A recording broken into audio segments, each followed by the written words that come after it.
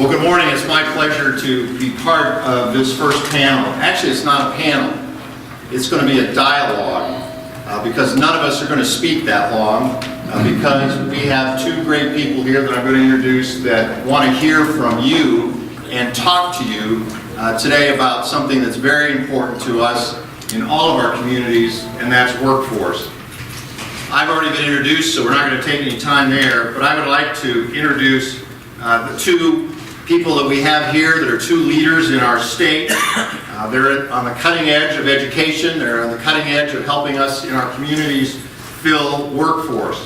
First of all, I'd like to introduce Chancellor Douglas Girod from the University of Kansas. I'm not going to read their entire bios this morning because they're very lengthy. These are all wonderful men that have done a lot in their careers, so I'm just going to read a couple of sentences from each. Before becoming Chancellor in 2017, Dr. Girod served as the Executive Vice Chancellor at KU Medical Center, where he oversaw the education, research, patient care, and community engagement missions of the schools of medicine, nursing, and health professions, with their total annual enrollment of more than 3,300 students. He had a workforce of more than 2,100, so you can speak to workforce issues, and had over 4,000 staff with research funding totaling $100 million. He is a head and neck surgeon, and the Chancellor first joined KU Medical Center faculty in 1994 and quickly rose through the academic ranks. He was instrumental in the University of Kansas health system being named in the U.S. News and World Report best hospitals in their national rankings. He also has served his country in the United States Navy Reserve from 1992 through 1997, rising to the rank of Lieutenant Commander and earning the Meritorious Service Medal. President Richard Myers. He's a retired U.S. Air Force. He has returned to his home state and alma mater to serve as Kansas State University president. He graduated from the university in 1965 with a bachelor's degree in mechanical engineering and joined the Air Force through the K-State ROTC program. The native Kansan from Marion has loyally served his country and retired as a four-star general. In 2000, then President Clinton appointed him to the Vice Chairman of the Joint Chiefs of Staff, which was followed by President Bush appointing him as the 15th Chairman of the Joint Chiefs of Staff and was the principal military advisor to the U.S. President, Secretary of Defense, and the National Security Council. He as a command pilot, Myers logged more than 4,100 miles flying hours, including 600 combat missions. So, we welcome both of you to the stage this morning and appreciate your time in very, very, very busy schedules. Okay, we're going to set the table here this morning for our discussion. First of all, this is interactive. I have shared with both of these gentlemen that you all will ask the tough questions, and they're ready for them, right? Sure. Sure. Maybe we need another magic trick. Friday afternoon, I went on the Kansas Works website, and in Kansas today, according to the worksite, we have 51,000 current job openings in the state of Kansas. That does not include a lot of companies who do not use the Kansas Works program. It does not also include a lot of companies in our communities that are very, very trying to expand, and they just can't find the labor that they need. Unemployment rate in Kansas is about 3.2% at the last count, and many of you in this room have unemployment rates at 2% or less.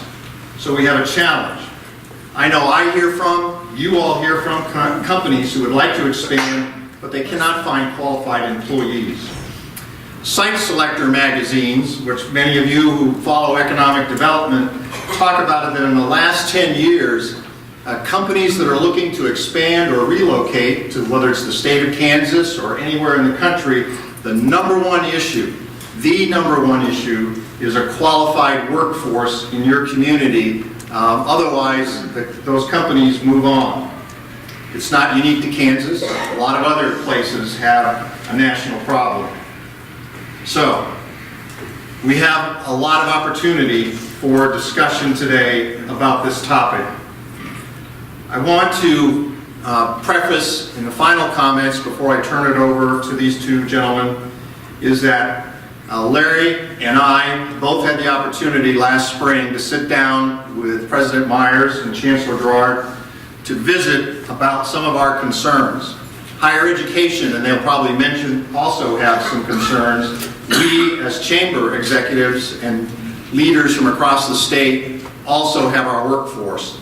I have to say that when we had finished about an hour and a half of discussion, both of these people turned to Larry and I and said, what can we do? And I said, one of the things that would be great is to have you come, both of you come, representing the Regents University system, and talk to and hear from you and they, so we can maybe at the end of this hour plus time frame have some takeaways that we can go back to our communities, that CCEKS can talk about how can we move forward, and they can also go back and say, how do we improve?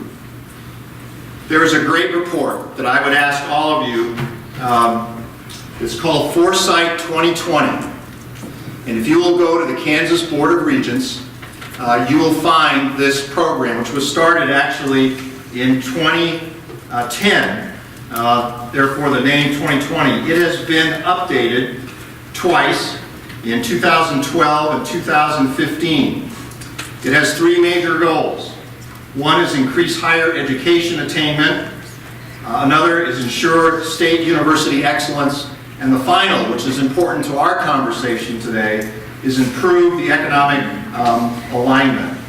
The aspirations are, in this report, is to respond to business and industry expectations for graduates and ensure all technical programs meet expectations of quality.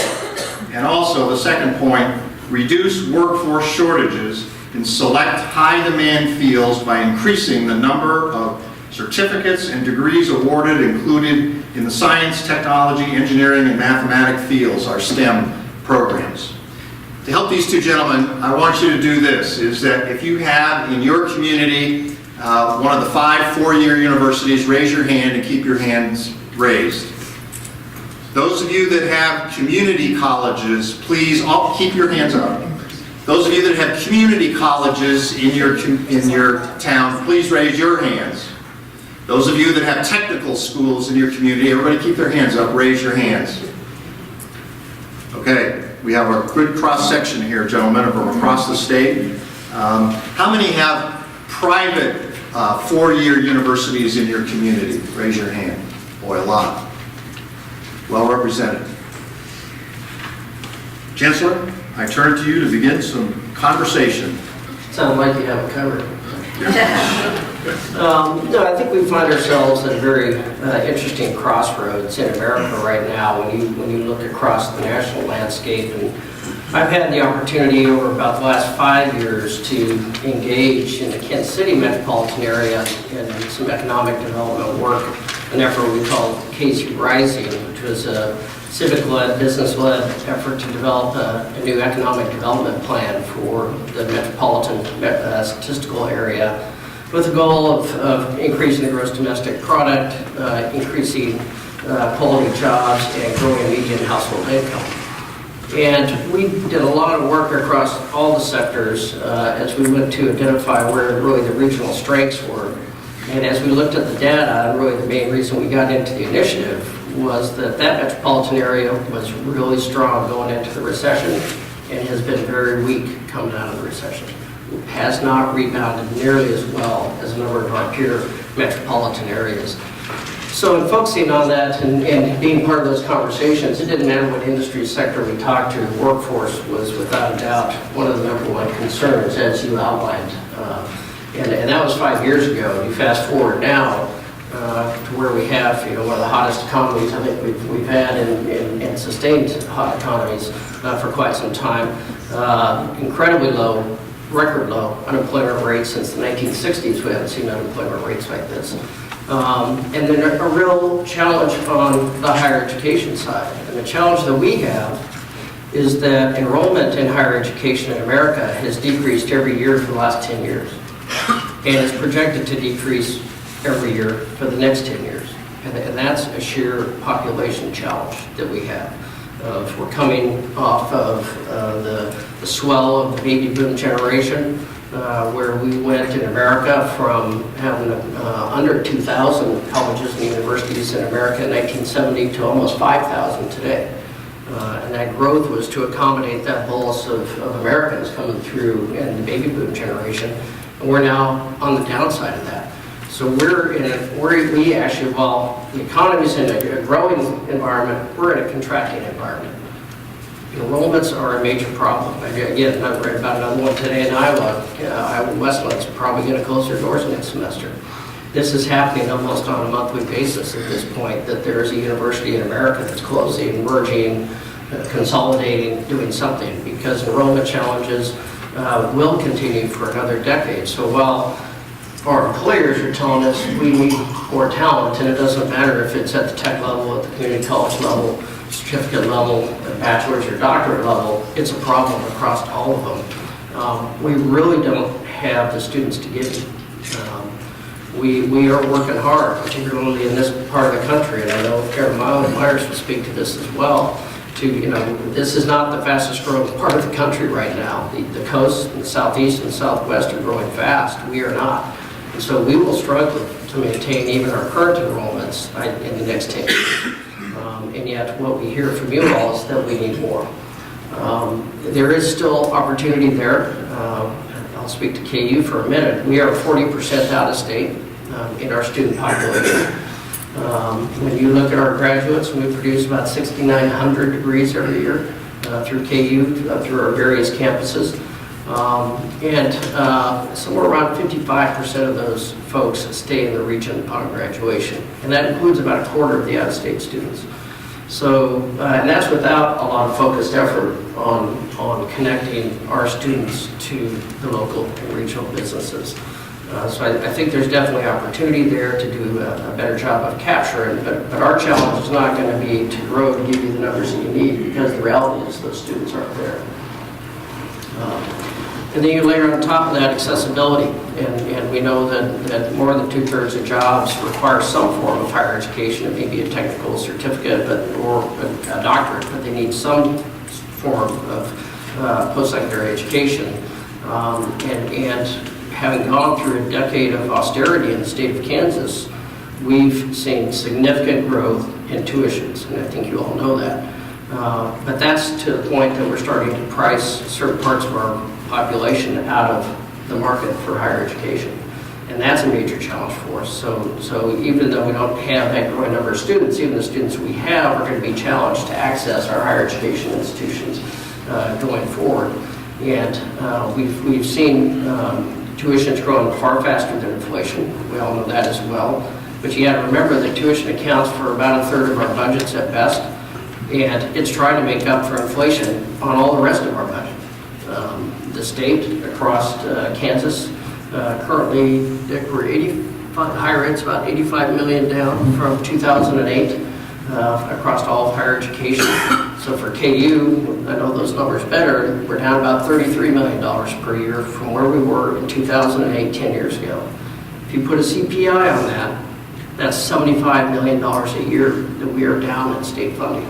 If you put a higher education price index on that, that's $93 million a year, less spending power we have today than we did in 2008 just to KU. And the numbers are the same in the community colleges, the tech colleges, and certainly the region's institutions.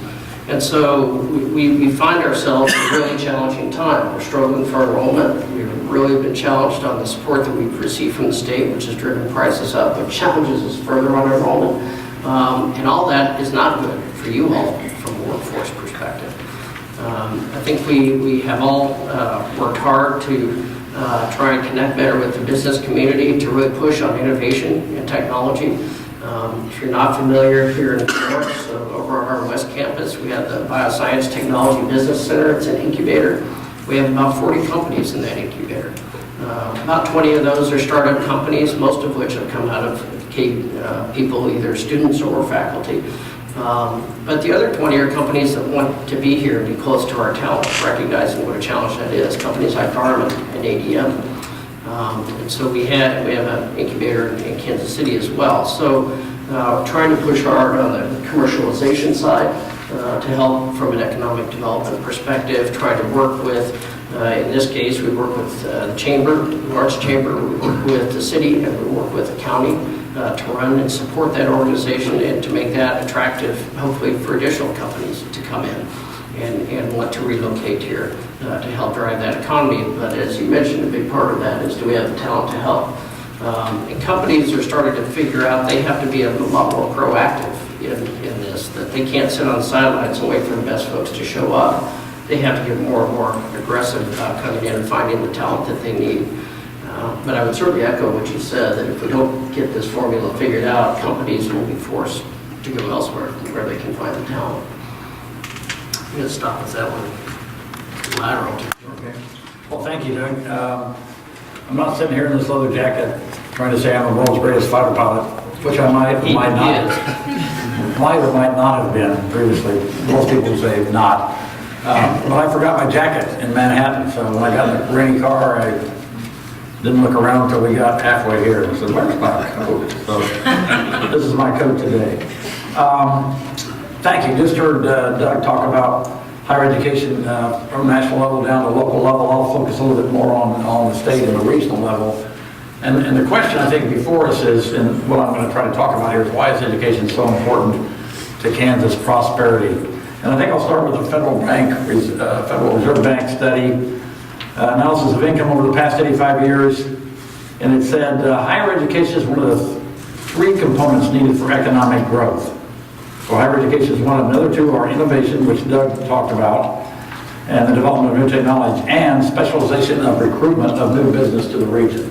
So recruiting new business, innovation, education. They also showed that over the long run, innovation and a highly educated workforce made a significant difference in explaining why some states were growing and others have not. And so the bottom line is, I think, from that study, which is as true today as it was when it was done, is education plays a significant role in all economies, but particularly the economy of Kansas. When you look at Kansas' environment regarding workforce and higher education, and Lyle touched on a little bit of this, because this comes from the Kansas Board of Regents and some of their research. Kansas is really facing a talent shortage. The state has more, I have more than 50,000, you said something like 51,000, I think, open jobs. First time in state history that there are more jobs and job seekers by a large percentage. 73% of Kansas businesses have difficulty finding employees with suitable training or education. And the national data would tell you, in the Kansas data, that jobs will require more education. K-Board again looked at it and said studies show by 2020, more than 2/3 of the jobs in Kansas will require education beyond high school. 2/3 of the jobs. That's a large, large number. And also, because of all this, wages are stagnant in Kansas when we compare the region and national wages. Average annual per capita personal income growth between 2015 and 17, just 2 years. You're all in chambers, you probably know this, but Kansas, their growth is 0.74%, Missouri's 2%, national average is 2.73%. I mean, we're not only behind, we're way behind. Higher education improves wages with nearly a 60% difference in wages for high school degrees versus bachelor degrees. So you can listen to everything you want to listen to by the pundits, but the facts are high school or GED average salary $692 per week, bachelor's degree $1,156 per week, 60% more. So there's no question about them, in my mind anyway, about the value. And as Doug said, not only nationally, but here in Kansas, fewer students are seeking higher education. The number of high school graduates in Kansas has actually gone up 4% since 2012. But the number of them going on to any form of higher education, tech colleges, community colleges, universities, has dropped by 13% from previous numbers. So more need in the workforce, more talent needed in the workforce. And they're not, our high school graduates aren't going on to that higher education that's going to be a big part of all future jobs. Some of the reasons are, I think, that they're not going on to higher education. One is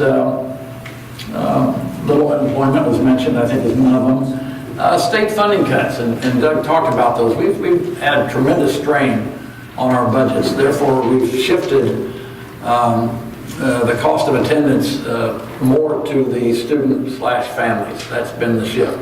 It's not so much the higher education cost of going out the roof. I think we could both show you a lot of data that shows the costs are pretty well being contained.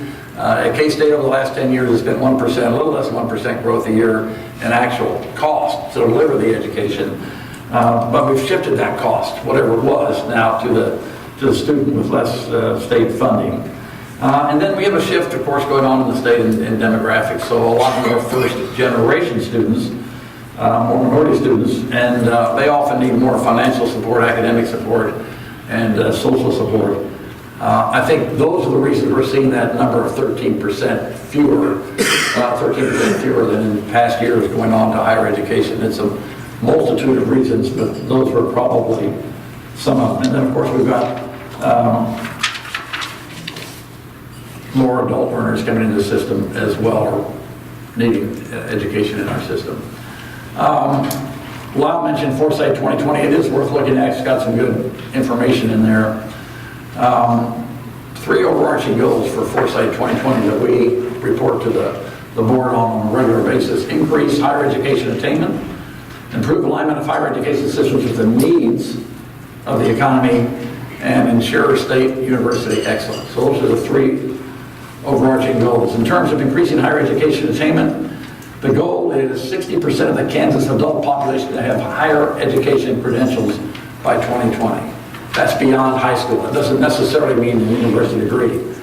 So how are we doing? Well, we have increased by 14% from 2010 to 2017 the number of credentials awarded system-wide.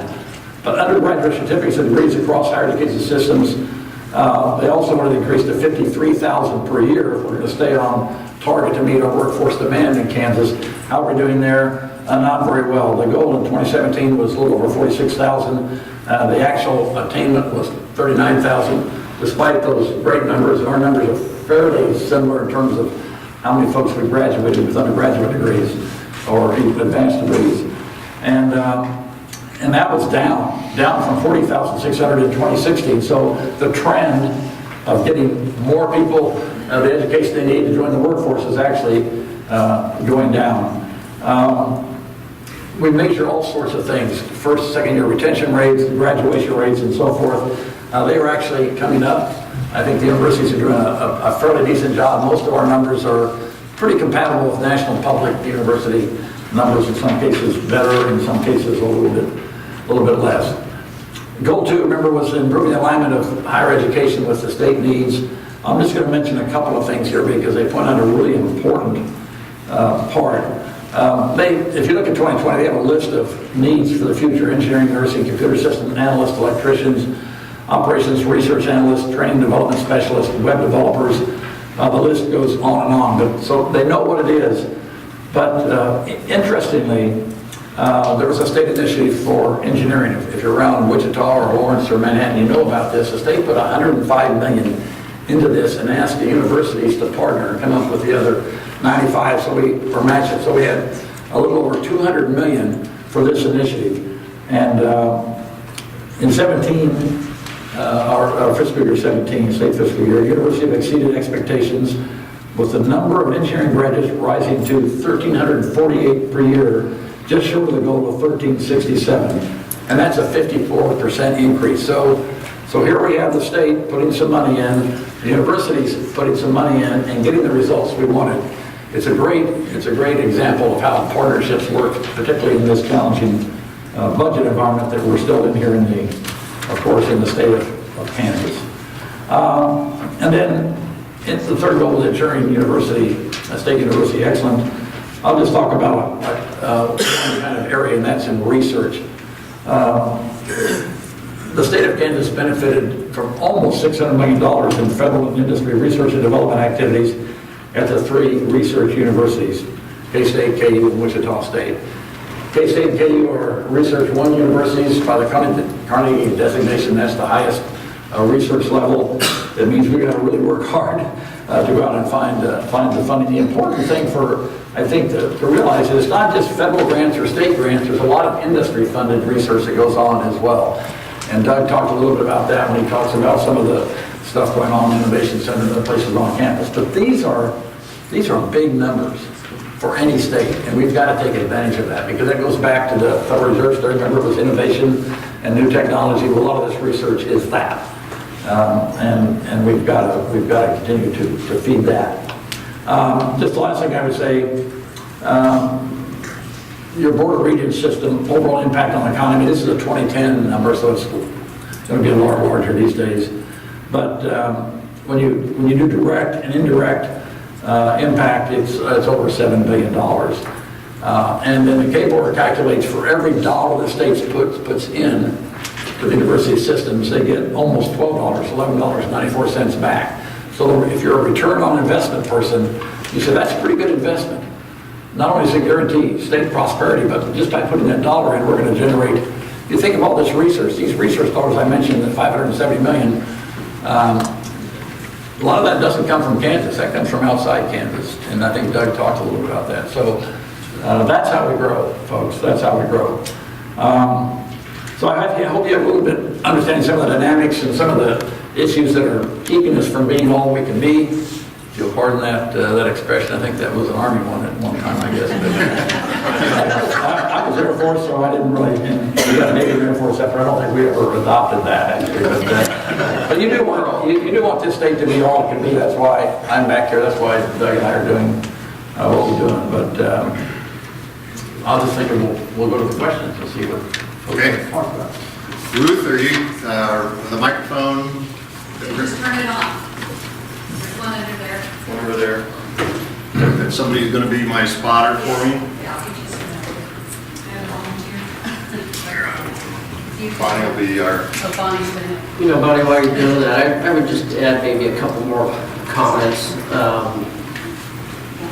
One being that I think because we find ourselves at a very different time in higher education, you're starting to see different types of leaders in higher education. We got one of the most highly decorated military officers in America leading a university, and that's incredibly unusual. I come from the medical side of the house. Allison Garrett down at ESU is an attorney from Walmart. Was general counsel at Walmart, comes from a very different background, bringing very different skill sets to the table to try and figure out how to solve some of these challenges that we face today. And there's a couple that we didn't really talk about. One is how we provide education. That is changing very quickly, and the technology is changing very quickly, but the demands are changing very, very quickly. Our current graduates are expected to change careers somewhere between 7 and 11 times over the course of their lifetime. So how do you educate somebody for that? And how do you give them the skill set that they need to go out and evolve with our economy over the next 30 years? And what tools do we provide them even after they leave here to enable them to continue to do that? It's just a real challenge for us as we think about it. The other thing we didn't really talk about, you touched on it actually, is what is the economic impact of our institutions? And when you think about who we are, and I just know KU's numbers better, so I'll talk about those. We have 14,000 employees at the University of Kansas on all our campuses, recognizing we have 6 campuses. So those are 6 communities that we're talking about. But that makes us the largest employer in the state of Kansas. And the state funds less than 18% of our budget. So to your point about importing all those research dollars and all those industry dollars, all those other sources of revenue is really what's funding that 14,000 employees across our system. And as I said, across many different communities in the region. And that doesn't include the University of Kansas health system. If you include the health system in those numbers, that's another about 12,000 employees right now. So you think about the sheer magnitude of that economic engine within our state and those dollars, mostly imported dollars, coming into the state just from our institutions. It's really quite remarkable before you layer on the impact of our students and the impact of our discoveries. And so it is, I think, so we go, so our state will go. And to some degree, the opposite is true as well. And just, our forefathers had great foresight, because we have two institutions here before you, including Wichita State, that are heavily involved in research, two R1 University Research 1 universities. A lot of states around us would love to have two R1 universities, because those are the places where new discoveries are made, and the innovation piece of that Federal Reserve study come true. We can innovate And you wouldn't attract an NBAF without having the institution they have to draw. which could be a huge deal for the state. Well, it still remains to be seen a little bit. We haven't done it yet, but What's coming? it's coming, and it's getting bigger and bigger. Out of the ground. The last statistic, which builds on some of the things that you've done, at our national conference this summer in Des Moines, there was a person that got up that talked about the number of career changes that graduates would be doing. He mentioned that if you're entering kindergarten today, that 80% of all the jobs haven't been created, that kindergartner, when they get to college, don't exist today. That's another pretty amazing statistic to think about as we go forward. He also said that a kindergartner in class today would not have to learn to drive a car, because by the time they became high school students, driver's ed would be gone and we'll be in autonomous vehicles. So we'll see whether all those predictions come true. Well, that's a real shame, because coming up here today, we took a tour of Lawrence, because we were using a different method of navigation. I finally got back on track, but that is, where's the excitement? You know, that all sounds like crazy future stuff, but if you think about it, I mean, when I finished high school, we had programmable calculators.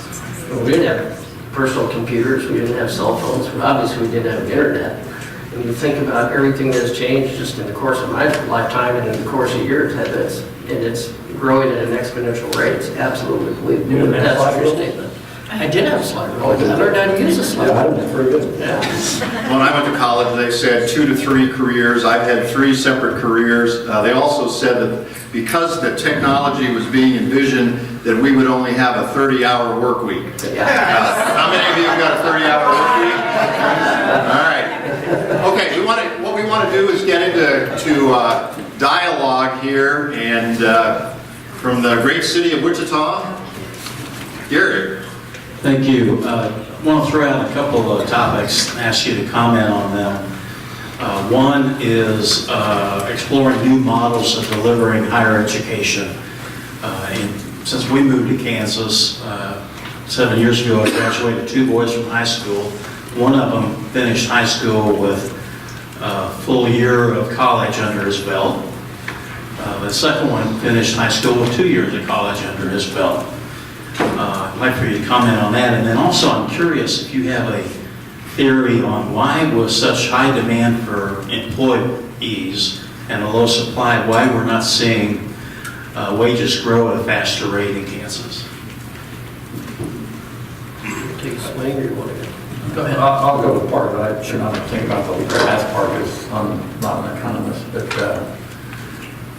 I think, I don't speak for Doug, but we've talked about this before, that I think the university model that kind of got us here is going to have to change. We're going to have to be a lot more agile and flexible as we deliver education. There going to have to be multiple pathways, either for somebody like Doug and I that went to school right out of high school through a 4-year degree, went on, eventually got a master's, that kind of stuff, which is a more traditional path. That'll still be there, but probably a lesser percent. So there have to be other pathways, from relationships with area technical colleges, with community colleges, which already exist, but probably more agile than we're even thinking about now. And then a lot of certificate programs. If you're going to change jobs all these times, you're going to have to come back and gain some education, not just training, but education. So how do we do that? And where do we do it? Do we do it in the workplace? Do we do it all online? Do we some face-to-face, some online? Do those result in certificates that you could stack and at some point become another degree, maybe in a field you're headed to? So all of that agility is something that I think we're all learning how to do. and we're not where we need to be, in my opinion. That's the basis of it. Yeah, I completely agree. And you know, we have, with our Edwards campus, is probably the place that we've been able to think about this a little more casually, I guess, than historically, with partnerships with Johnson County Community College, for example. And now we have a degree in 3 to address exactly what you talked about with your own sons, that's a codified program that you can step, and with a year of college under your belt, coming out of high school, you wrap it up in 3 years. Standing up more boot camps, coding boot camps, and cyber boot camps. I mean, those are for folks who are already out in the workforce and come back and in 14 weeks develop or at least hone a new skill set and be able to take it back to their businesses. I think it's going to take more of that. But we still need the base that we're correcting out at our institutions and more traditionally as well. So I think it's going to be all the above. I would agree with that. And I actually took a little less traditional. I actually have 2 years of community college before I went out to finish my 4-year degree and worked during that time. And so we're already seeing one of our fastest areas of growth at KU is actually in our transfer student population. And I don't think we do a particularly good job of that. So I mean, we need to make that a seamless route for our students. And as Attorney Myers mentioned, adult learners become an increasing portion of our population as well. But even the more traditional model, I think, probably in large part because of the expense, you know, our students, our undergraduates work on average 21 hours a week, on average. And so we got a lot of students that are going to school full-time and working close to full-time. As well, and I think that's just to help meet that economic challenge of trying to get their education with that as well. And so recognizing that and that really changes our dynamics even on campus when we think about that. As to the wage fees, I think you're seeing it. It started, and wages have already gone up 2.5% just in the last quarter nationally. I think it's going to explode, which should create a whole different set of challenges, I think, on our economy, but it can't remain as flat as it has for the last decade with the kind of demand that exists there. It's just not possible, I think. But I think if you think about Kansas specifically, I'm not an economist, I'm on very thin ice here, but I think a lot of the kind of jobs we have in Kansas, because, I mean, we've got Cerner, we've got a lot of these government, who I'm sure pay very competitive salaries, but some of those, according to my friends in Kansas City, haven't grown as much as they could grow if we had the talent to feed them. And so I think part of it's the kind of jobs that we're offering here in the state of Kansas that are maybe just lower wage jobs. We need to attract you know, modern industry to this state, or grow the industry that starts, so the incubators, the entrepreneurial efforts that are getting off the ground, have enough talent to feed those so they can stay here in this state and grow and develop the kind of base that will allow them to pay very competitive wages. Like I said, I was on thin ice. Anything you want to add to that? I guess as long as we're on thin ice, I'll go to the thinnest ice, I guess. and just put it out there, this is not a political statement, it's an economic statement, which is historically when we have found ourselves as a country in this situation, we have solved it through immigration. And and we have done the best job in the world at importing, frankly, brain draining the rest of the world by importing that talent out from the rest of the world into America to drive our innovation and our economic growth. And that's a challenge right now for us for a lot of different reasons, which we could all discuss. But we are not doing a very good job of that right now. And that probably, in reality, is the only solution for the next 10 years, is that we need to figure out how to get a lot of talent from the other parts of the world into America to feed this machine, because I don't know what happens otherwise, other than our country's going to where the talent is, which means offshore. So I think that's something we just have to face and think about as a country, how you do that. I mean, there are all sorts of arguments around that, and who those people are, all sorts of arguments around that. But the reality is we don't have enough people to feed the machine in America right now at the age that we need them. I don't know if you... I'm right with you. Absolutely. When we go to the questions, if you introduce yourself too, so these folks know where you're from. Good morning, Tracy Osborne Olchin with the Overland Park Chamber. Nice to see you both. Thank you so much for devoting so much time, not just this morning, but we know all around the state, speaking with chambers. I think I can speak for everyone in the room that talent attraction and workforce development is our number one priority. We say at our chamber, if we haven't talked with the member and had workforce development and talent recruitment at the top of our agenda in a day, that means we just haven't talked with any members that particular day. And so it remains at the forefront of what we do and really intersects, Chancellor, like you said, with KC Rising, it really transcends almost all of our other strategic initiatives. And so my question is, if you could kind of talk about throughout each one of our communities, how we can better intersect with your institutions and the other groups that we have represented by colleges, universities, and technical centers on meeting that goal of being relevant to today's economy, whether that's through internships or impacting curriculum, classes that are taught and how they're taught. What does that mean in everyday life for chambers representing business to you all? Thanks, Tracy. I guess a couple thoughts around that. And intentionality is certainly a big part of that. I think, and I'll speak really just to your region for a minute. The vast majority of the students here at KU, and I suspect is true in Manhattan, if they didn't come from your metropolitan area, they know nothing about your metropolitan area. They don't go there. They don't need to. They get a great college town and they came in for a college experience and they stay here. So we have not done a particularly good job, I think, in our communities, of marketing our communities to our students. And particularly in our case, where 40% of them are out of state, the only thing they know about Kansas, other than Lawrence, is the airport. And so I think really connecting with students, even in place, is a very big thing to this generation. They think very much about place, even more than job. So that's a very big part of it. And I think we have a great place in the state of Kansas. We have phenomenal communities in terms of places to live and grow and to raise a family. So I think we have a lot to sell there.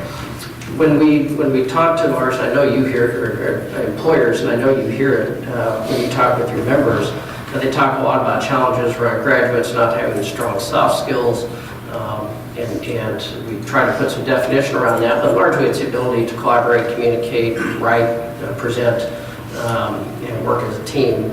The best place to get that is in the workplace. And so you mentioned internships, and I think those could take lots of different forms. I think those are great opportunities. My ideal would be every one of our students has some sort of an internship or experiential learning opportunity during their time that they're here, because I think that's the only place you get some of that. That's an incredible recruiting tool as well. In working with Larry in the Lawrence Chamber, we started to stand those up right here at Lawrence as well, because our students don't even necessarily know what the opportunities are right here in Lawrence. And I think you've mentioned you've had that challenge in Manhattan. And so, I think there's opportunity to be a lot more intentional about these connections, and we probably need to be a lot more intentional about these. I agree with all that Dr. Girod said. Three things. One is the what. I think where chambers can be particularly helpful is helping us understand what those needs are. You interact with a lot more of the private sector on a routine basis than we do. We do a lot of that, but it's like KC Rising. Tell us what it is. Where do we see growth? And it's probably different a little bit different in every region. So the what you need is important. When you're talking to employers and business leaders, the where is important too. Where do we want this to happen? On the front end, the certificates we talked about, advanced education, where do you want that to happen? Online, our various campuses, in the workplace after they've graduated. And all those are possibilities if we just knew. And then I'd say the how is providing the resources to make it happen. And so your contact with business leaders in the private sector,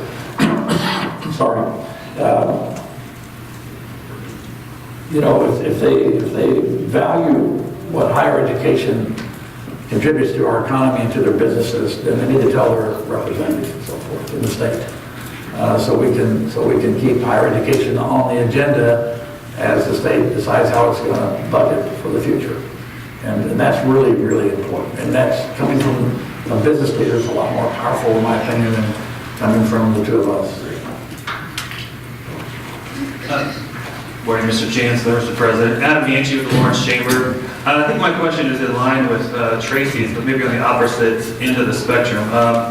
You spoke about the importance of innovation and commercialization and private business recruitment. How can we, as chamber folks, knowing obviously the population and those of us that have a higher institution in our community, help further that, or assist with increasing those research dollars, or leveraging the strengths of the universities in private business recruitment? Well, so particularly when you're talking about startup enterprises, they need a lot of help.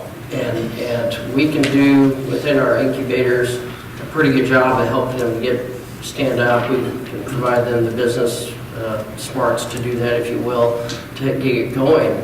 The risk is when they're ready to grow, and where do they go? And they, they need places to land, but they still need help typically. So I think from a community perspective, figuring out some incentives to help keep those companies local when they're ready to make the next step. That might be through innovation parks, where it's a little more affordable for them to land for a period of time. It's working to help them connect with investors, because that's one of the number one reasons that innovative companies, startup companies leave, is to go find money. So helping within your communities to identify investors that will help them continue to grow in your community as opposed to being forced to leave. And we've had all those challenges. We've seen all that happen. At the Med Center, we had to leave for all those reasons. Not having a good place to land locally, that is sort of that next step. They're not ready to fully fly on their own, but they're pretty close, so they still need a little bit there. But that's beyond the scope of what we as a university can provide. It really needs a community to provide that intermediate step.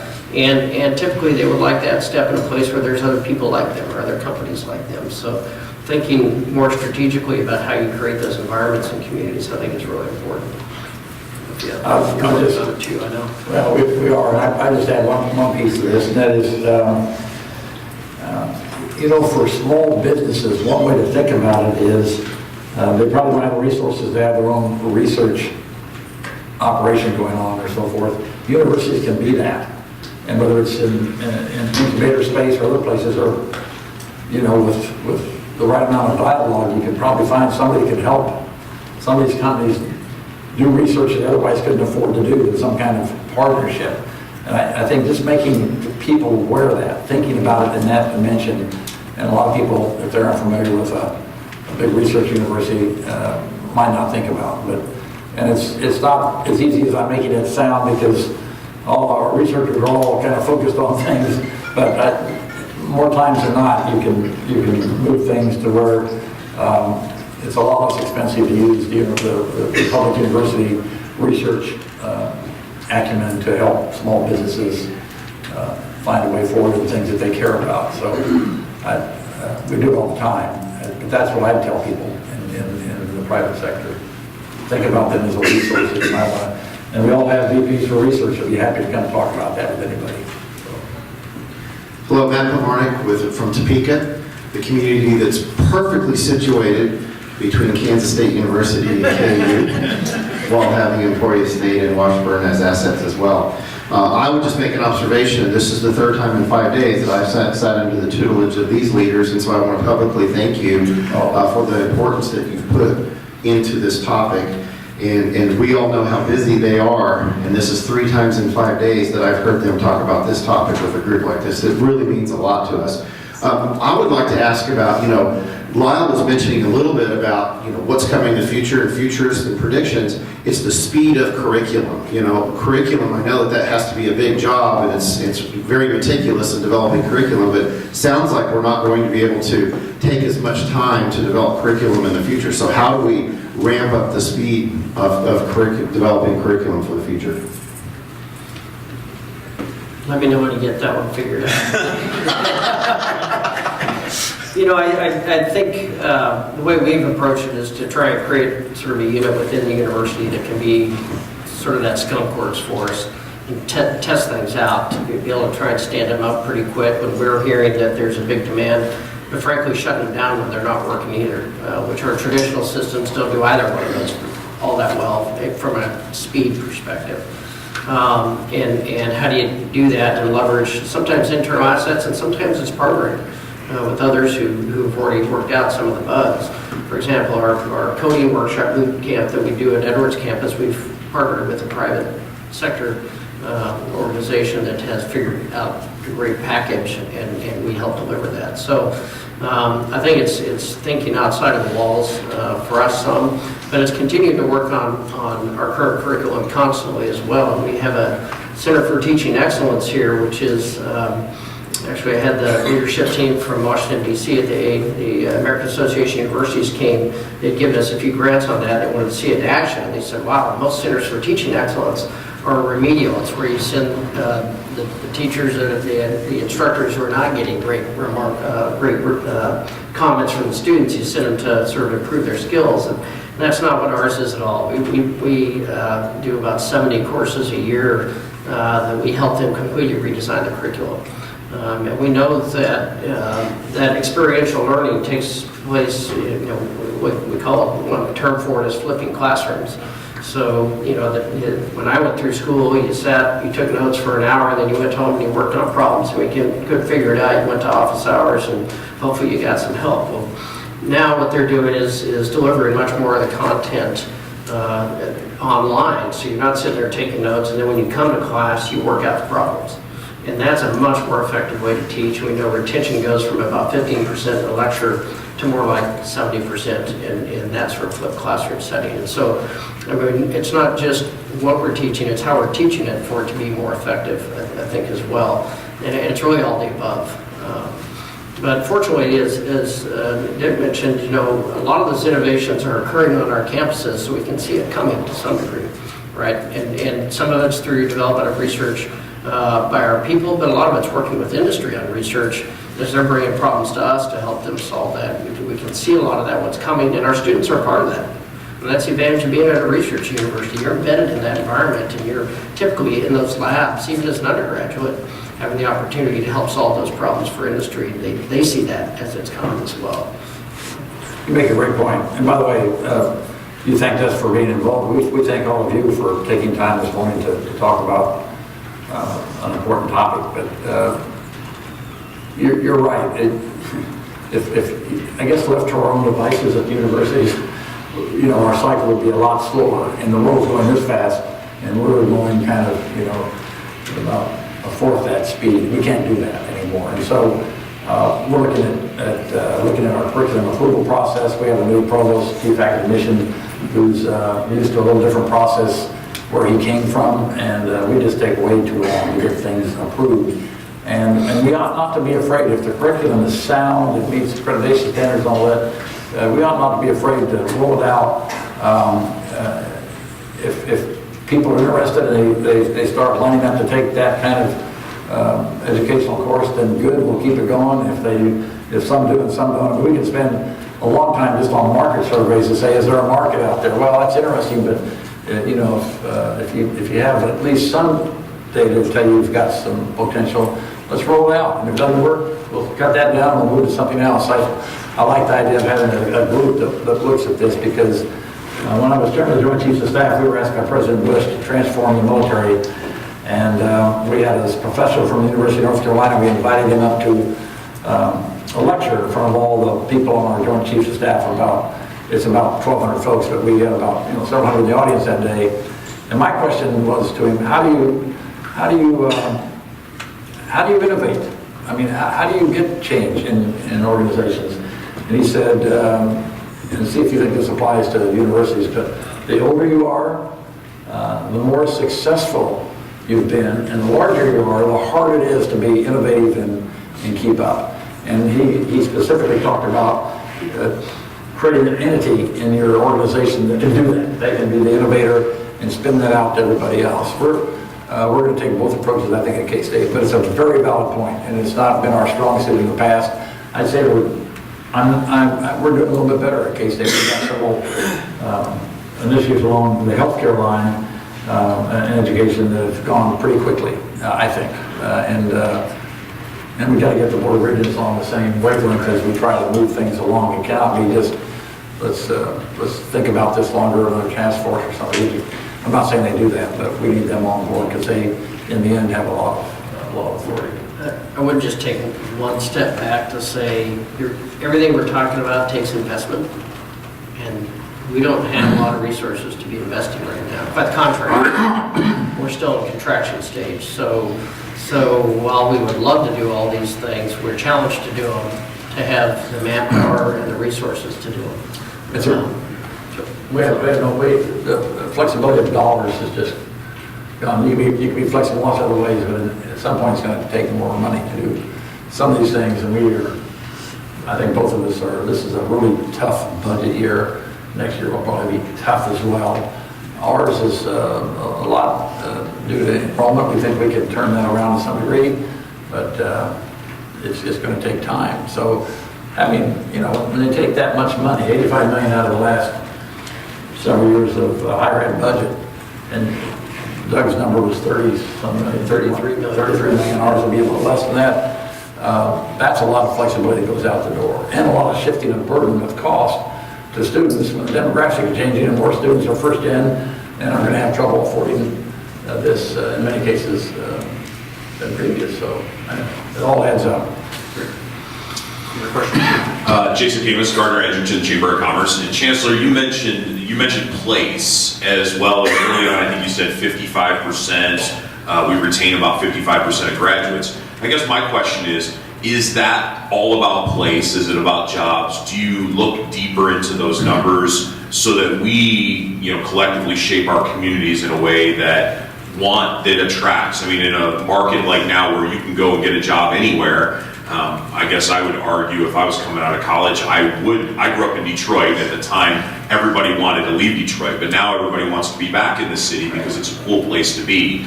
Obviously, you both come from what I would consider two of the cool communities in Kansas. And, unfortunately, I would look at them and say, we don't have a lot of those communities. We have little neighborhoods or pockets. How much does that play a part in attracting and retaining some of those college students? Or are we just going to lose because they're going to want to go to Chicago and Denver regardless and then come back here and start a family maybe 5 or 10 years from now? I don't think you can lump them all into one category. I think students come from different backgrounds and therefore they're looking for different things. And a lot of our students also come from small town Kansas, and I love that. That's what they grew up with. And so, as long as they can see that there's opportunity for them, if they come and put down roots there, I think that's probably the single biggest thing. So I don't think it just has to be that, but where you have that, that's certainly a card you can play. Certainly that continues to be, I know 3 kids have picked up and moved to Portland because Portland's a cool place. None of them have jobs. That's an expensive place to live. They didn't have jobs. But they figure they're young, they can figure it out, right? So certainly that exists as well. I don't think that's the norm, in all honesty, but I think if they see there's great opportunity and a good quality of life, I think that's a big sell. And we all just have to play to our strengths, right? And figure out how to help our students see that. But there is a population on our campuses that come from that smaller town environment, and that is what they like. That is where they're comfortable. And you got to figure out how to identify those and go after those kids specifically. I would add a couple. First of all, K-State's a little different demographic. We have fewer out-of-state students, a little less than 20%. KU is about 40%. So 70% of our students stay in the state of the KC metro area. That's a pretty high percentage. But I think some of this is not as hard as we make it out to be. It's hard, but not conceptually. And chambers ought to be involved in every job fair that we put on and just advertise what sometimes these students don't know what opportunities are in a lot of communities around Kansas. And the second thing I'd say from traveling in both northwest Kansas and western Kansas, mainly around the agricultural infrastructure, but also manufacturing infrastructure up in northeast Kansas, is that the communities have to make themselves attractive as well. And so if you go to Marysville, you hear it's really hard to get young people to come to Marysville. They are working really hard to have the medical capability and capacity to attract families, educational, K through 12 educational opportunities and so forth. And then the state can do something to incentivize that, and they do for some of the MD programs or vet programs, veterinary medicine programs and others to go to rural areas. And I think we have to do all of this stuff, but I think the chambers can play a big role in just advertising why you might want to come to Marysville or wherever it is to get students thinking about maybe you're not even from here, but the lifestyle's pretty appealing. Last time I checked, there are no traffic jams there. There actually is in Manhattan. We're pretty lucky that way, like Orange, but boy, about 5 or 5:30 when classes are changing, everybody's either going home or whatever to work. There's some intersections where you actually have to wait for a second light before you can get through. And that lasts for about 8 minutes, and then it all clears out. Then we call the president of the university and say, do something about that.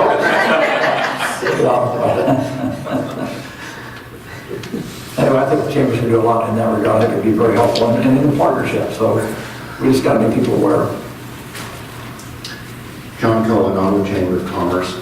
Obviously, four-year traditional schools are competing for the same pool of students as the workforce is competing for. And you've talked about, obviously, there are students who are going to do a couple years of community college and then move that on to finish an undergraduate degree. So how much work is actually done cooperatively with community colleges to develop curriculum and programs of study which maybe allow for students to be more in a mindset of going on to get a graduate degree or maybe better prepared? How much sharing of faculty actually happens? How much of university faculty actually traveling to community colleges so that possibly students are more ready to go to a four-year college and think about a graduate degree in terms of maybe achieving higher goals? I would say we have a lot going on in pockets, and I'll give you the ones I know best really from the medical center. We've partnered, our School of Nursing partnered with, actually has agreement with all 19 community colleges, but I think we actively have about 9 where they have associate's degree nursing programs at the community college, and they cannot complete their bachelor's of nursing without leaving the community college. So it's, a lot of that's online. I think they come up to Kansas City twice during their final 2 years for a few weeks. But mostly it's done in their community, which is important because if they leave their community to get that education, they may not go back. And so helping to educate them in their community, leveraging the infrastructure at the community college has worked pretty well there. So we have some pilot programs where I think we're working on that. I don't think we have anything, broadly that in every community college, or we have faculty driving out to every community college. Johnson County is probably the one we have the strongest relationship with, just because our Edwards campus is less than a mile from there. So there's actually a county sales tax that helps support that campus, and part of that mandate is to work with the local community college, and it has really driven a lot of those relationships as well.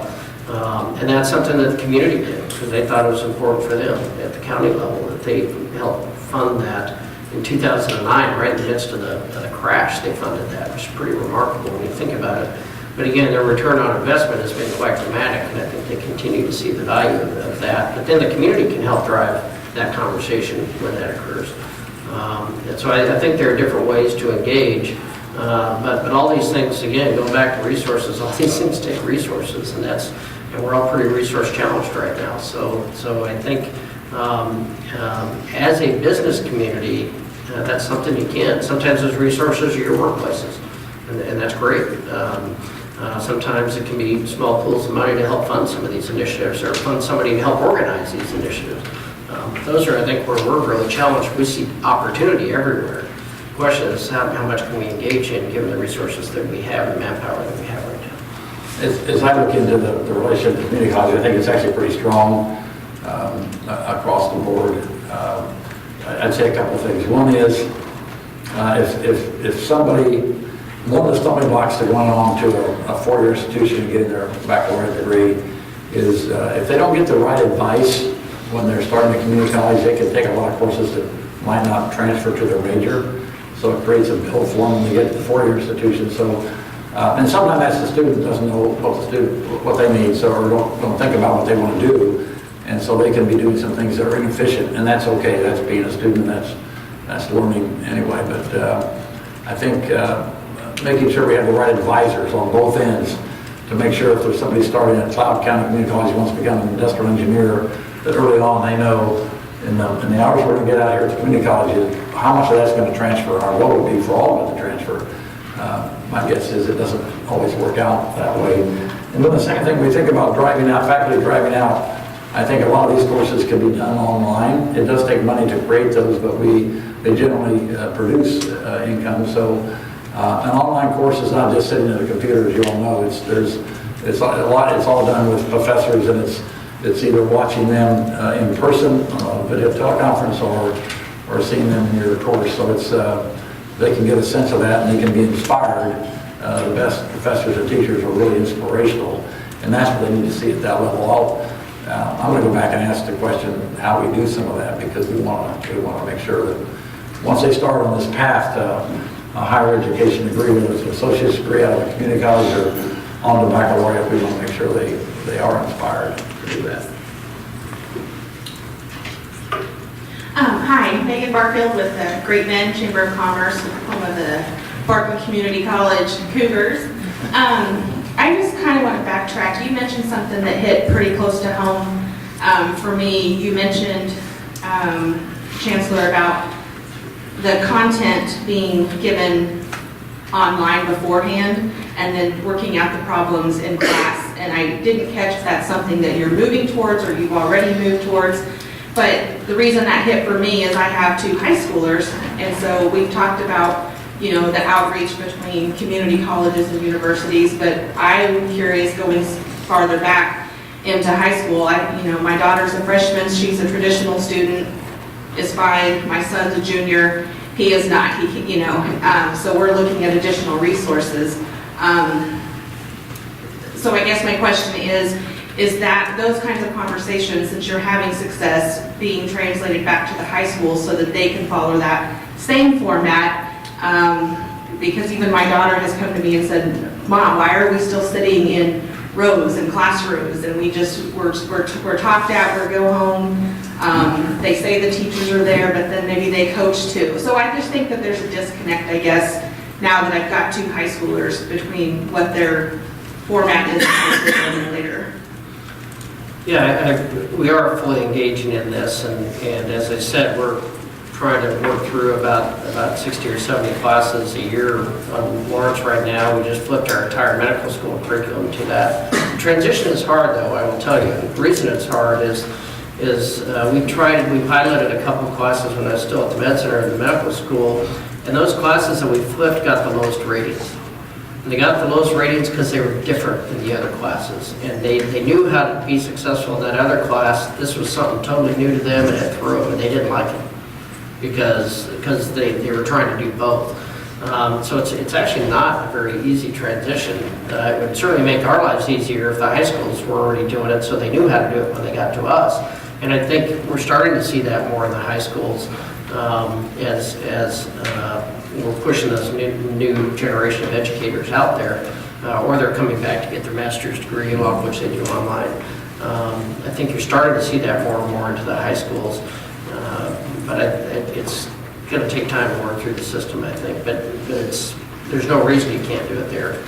It is more resource intensive, though, when you think about it, and it's a different way to teach, and so you have to teach the teachers on how to do it. It's a completely different way to teach a class. And it's much more comfortable to get up and essentially say the same thing this year that you said last year with a few minor tweaks than to completely change how you interact with the classroom.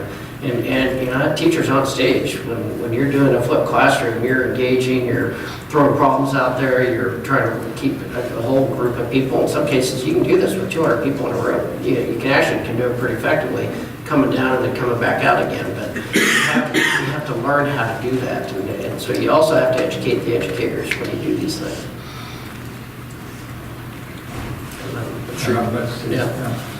Last question. So Steve, make it a good one. Steve Kelly, Lawrence Chamber. Chancellor Girod, President Meyer, appreciate you being here. One of the things that I know that I've heard the Chancellor speak about this before, and I think it might have been touched on briefly in one of the earlier questions, and that is the role that the universities can play in terms of talent recruitment in a state that has no mountains, that has no sandy beaches and oceanfront. What role can the university play? And I know that it's a critical role in terms of bringing talent to the state. And then, what things do you think that we can do as communities to help those students stick so that they come here for their education, and then instead of going back to whence they came, we have a better chance of keeping them here in the state? Yeah, I think we touched on that a little bit, Stephen. I think we have not been very intentional about it historically. I mean, it's been sort of random events that it's occurred to get us to even where we are. I mean, you think about 25% of out-of-state students staying right now, and I would agree with Chairman Myers. When I quote those numbers, that's in the state of Kansas. That doesn't include all the metro area. So those numbers certainly are higher if you move across the state line. But think what we can do if we really try and we put some focus to that in terms of, as Dick said, connecting chambers with students, creating those opportunities, creating more internships that don't have to necessarily be 3 months long, or they don't have to be full-time for 3 months. They certainly could be half a day a week for a semester in different environments. And so they really have an opportunity to learn not only what the job is and what skills are required for the job, which is important for when they graduate, but really learn about the business and the community. I think, and the students, you know, as I said, they're working, they're going to school, they are busy people. And they are not thinking about this at all. They're thinking about getting through next Friday and getting through their exams. And so they are not thinking about what are they going to be doing 2 years from now. They really aren't. They're trying to get through their course of study and their classes. And so creating, I think, more opportunities for them to lift their head up a little bit and in a enjoyable fashion engage with our communities, I think is really important as well. I don't have all the answers on that, but I think we do have to be more intentional about it. We just launched the Jihad Mentoring Network, which is we did in October. It's really connecting our students to our alumni around the world. But our alumni more and more here than away right now. They're signed up for that, so that's an opportunity for students to connect with alums in the area and a way to leverage and get some connectivity there. I think we're going to have to be more creative about it. And we're open to ideas, by the way. We don't have all the answers here. We can't figure that one out. So, we're never going to have all the answers. I think you mentioned it, and that's not where you want to go. It's also having the jobs that will be interesting to them, and that means probably new industry and so forth. Sure, Garmin, a lot of people are attracted because it's kind of leading edge sort of technology in their different spaces, but that's a lot more attractive to a lot of students than some of the older jobs that have been around for a while that they've seen their parents do. And so I think,